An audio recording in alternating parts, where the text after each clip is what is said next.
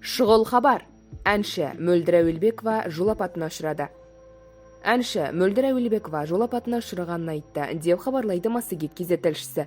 Өнер иесі өзінің Инстаграм парақшасына жолдағы бай болуды жеткізді. Бүгін жол апатына ұшырадық. Соған қарамастан жұмыста күлімсіреп жүруге тура келеді. Аллаға шүкір, бәріміз аманбыз. Жолда бай болайық, деп жазды әнші.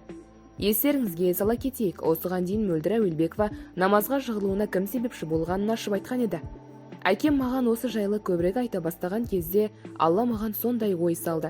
Бір күні өзімнен өзім отырдым да, әкеме, әке, сізге уәде берем, қалай тұрмысқа шығамын, сол кезде бірден намазға жығыламын дедім.